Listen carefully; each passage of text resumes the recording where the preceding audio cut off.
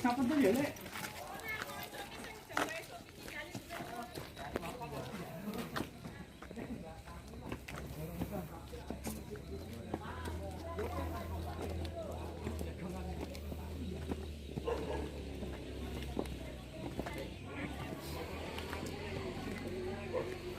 Aku juga. Oke, untuk ya. Silver. Oke, Bapak Ibu, sebelumnya selamat datang mengucapkan Anda berada di objek wisata Pemalangitan. Namanya ini ada suatu perkampungan sekaligus kampung paling terbatas barat. Nama kampung ini Kampung Pinang. Ya kayak di masukin. Cara ini Kita sekarang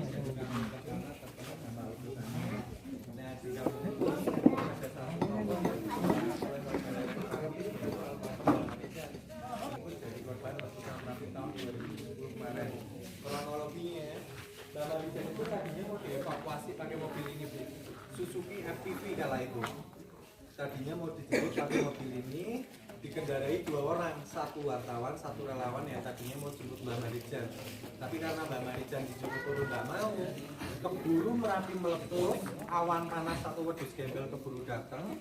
Belum sempat mobil ini turun udah terkena luncuran awan panasnya, beserta 2 pengendaranya juga ikut meninggal. Nah sekarang pengganti Mbak Marijan itu diamanahkan sama putranya sendiri nomor 3, namanya Pak Asih. Jadi emang turun temurun, Bu. Itu Pak Asih itu yang menjabat jadi juru kunci sekarang yang mengangkat Sri Sultan Hamengkubuwono yang sekarang atau yang ke-10. Kalau Mbak Marijan kan yang ke-9. Oke, sembari kita lihat-lihat masuk ke dalam itu. Ini ya. Nah, di sini Bu, terbilang dulu itu kampung yang terbilang udah padat penduduk. Masalahnya sebelum Merapi meletus memang udah kawasan wisata yang jumlah penduduknya lumayan banyak. Nah, untuk lokasi ini tadinya ada 2 rumah. Yang satu rumahnya Pak Asih yang menjabat jadi juru kunci sendiri ini, yang masih ada keramik-keramiknya ini Bu. Tapi kalau untuk rumahnya Mbak Marijan itu yang paling timur, yang berpagar kayu itu. Karena rumah Mbak Marijan itu berbentuk joglo, yang mayoritas terbuat dari kayu, dia rata tanah. Jadi lebih tepatnya perkampungan ini dulu terkena luncuran awan panas Merapi, yang mayoritas rumah ataupun barang di sini habis karena terbakar. Oke, monggo, mari lihat-lihat. Nah, Bapak Ibu yang dimaksud awan panas atau wedhus gembel, kalau orang Jawa nyebutnya itu ini. Jadi pasca letusan Merapi, awan panas itu mengarah ke selatan tepat mengenai perkampungan ini, yang membuat rumah ataupun barang di sini habis karena terbakar. Kala itu panasnya mencapai kurang lebih 800 derajat Celcius, itu bisa melebur sebuah kacau bebeling. Ya, jadi untuk letusan Merapi terbesar kemarin tahun 2010 Bu, dari korban jiwanya cukup lumayan banyak, totalnya ada 300 jiwa lebih yang meninggal. Tapi kalau khusus untuk kampungnya Mbak Marijan ini ada 39 jiwa yang meninggal. Inilah peninggalan barang-barang Ya, betul Pak Bu. Jadi lebih ke pernak-pernik peralatan rumah tangga atau dapur yang masih tersisa, semua dikumpulkan di sini. Dan untuk setelah habis letusan Merapi 2010, kampung ini sekarang izin untuk tempat tinggal atau dibuat perkampungan kembali udah nggak boleh Bu, karena ini masuk kawasan KRB, kawasan rawan bencana Merapi.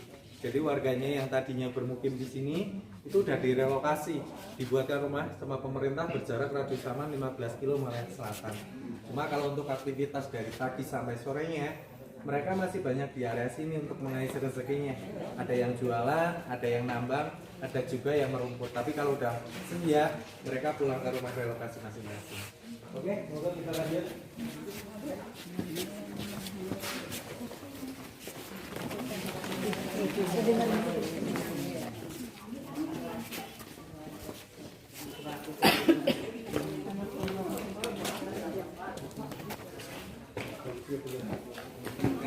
Bapak Ibu, 2 pengendara yang saya sebut tadi, 2 pengendara mobil itu, ini Bu, yang satunya wartawan dari Viva News kala itu, yang orang ini yang tadinya mau jemput Mbak Marijan, tapi karena Mbak Marijan nggak mau keburu Merapi meletus, dia ikut meninggal juga terkena awan panas.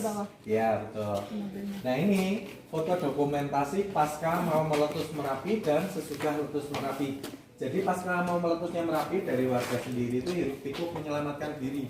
Sebetulnya warga itu jauh-jauh hari udah diperingatkan untuk segera ngungsi Pak Bu.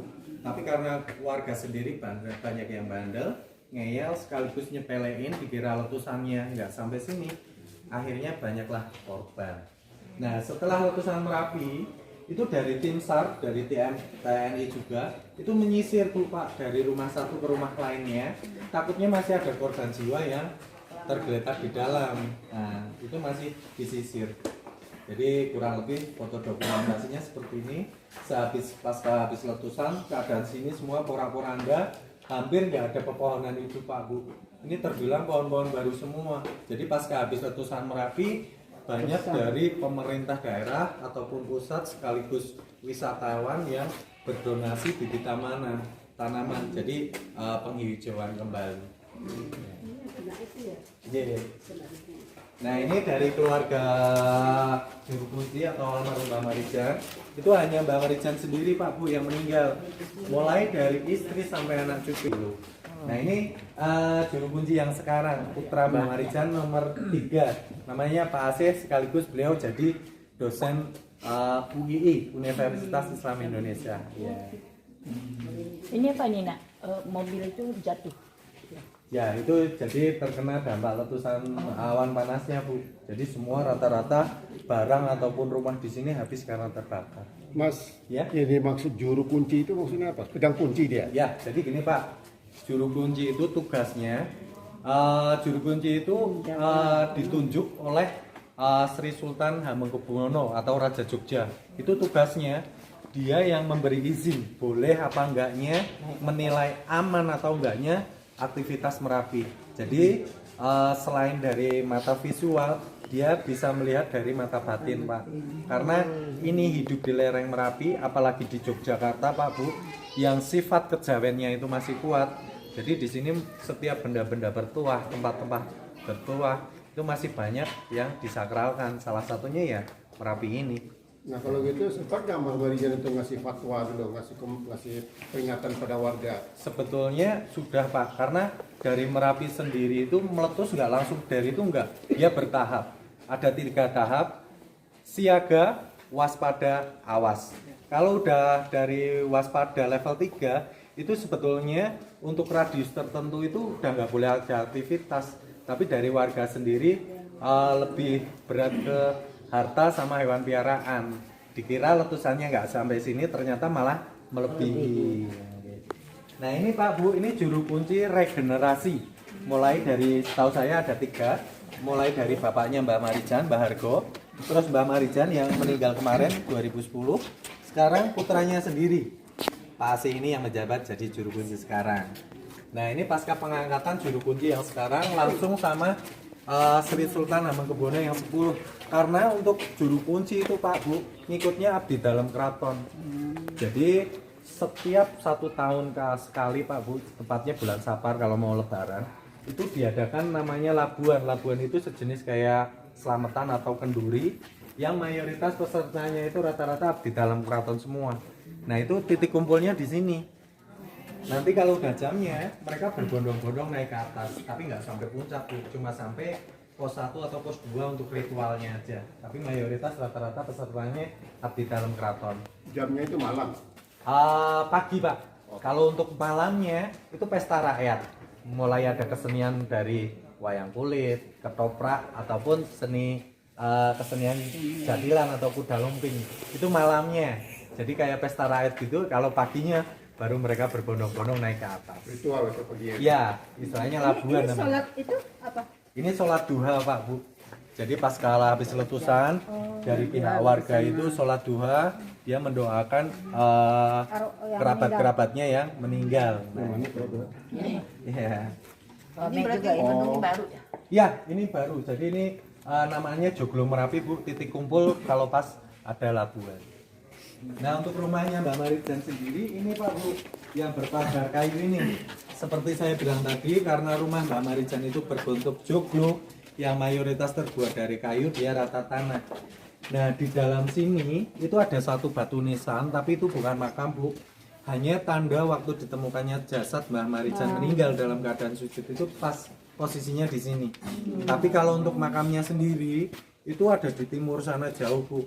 Kalau ditempuh paketnya 3 jam yang panjang. Itu permintaan dari pihak keluarga untuk makam Mbah Marijan itu dimakamkan di sebelah almarhum ayahnya yang berprofesi sama menjadi juru kunci. Itu ada di timur sana. Oke, untuk Bapak Ibu udah sampai sini jauh-jauh. Kita adakan sesi foto bersama untuk dokumentasi.